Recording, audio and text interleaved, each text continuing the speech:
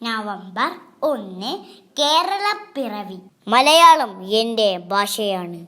മലയാളത്തിൻ്റെ സമ്പത്തിൽ ഞാൻ അഭിമാനിക്കുന്നു. മലയാള ഭാഷയെയും കേരള സംസ്കാരത്തെയും ഞാൻ ആദരിക്കുന്നു. മലയാളത്തിൻ്റെ വളർച്ചയ്ക്ക് വേണ്ടി എൻ്റെ കഴിവുകൾ ഞാൻ വിനിയോഗിക്കും. 1956 നവംബർ 1 കേരളം എന്ന സംസ്ഥാനം രൂപം കൊണ്ടത്.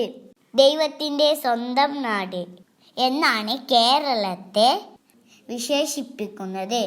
ഭാഷാ അടിസ്ഥാനത്തിലാണ് കേരളം രൂപം കൊണ്ടത്. നമ്മുടെ മാതൃഭാഷ മലയാളമാണ്.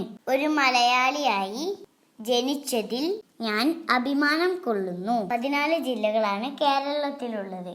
ഇതിൽ ഏറ്റവും വലിയ ജില്ല പാലക്കാടും ഏറ്റവും ചെറിയ ജില്ല ആലപ്പുഴയുമാണ്.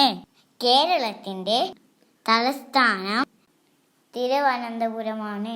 കേരളത്തിലെ ഔദ്യോഗിക വൃക്ഷം തെങ്ങും, ഔദ്യോഗിക മൃഗം ആനയും, ഔദ്യോഗിക പക്ഷി മലമുഴക്കി വേഴാമ്പലും, ഔദ്യോഗിക പുഷ്പം കണിക്കൊന്നയുമാണ്.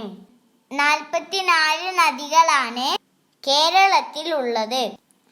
അതിൽ ഏറ്റവും നീളം കൂടിയ നദി പെരിയാറും നീളം കുറഞ്ഞ നദി മഞ്ചേശ്വരം പുഴയുമാണ്.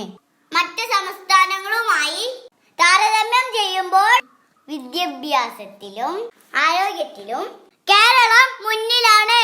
എവിടെ ചെന്നാലും മലയാളി എന്നാൽ മാനവികതയെ ഉയർത്തി നിൽക്കുന്നവനാണെന്ന് പുതിയ അർത്ഥം കൊണ്ടുവരാൻ നമുക്ക് ഓരോരുത്തർക്കും കഴിയട്ടെ. ഇന്ന് കൊറോണ എന്ന മഹാമാരിയുടെ പിടിയിലാണ് നാം. ഇതും നമ്മൾ അതിജീവിക്കും. പ്രാർത്ഥിക്കാം. ഒരിക്കൽ കൂടി എല്ലാവർക്കും എൻ്റെ കേരളപ്പിറവി ആശംസകൾ. നന്ദി, നമസ്കാരം.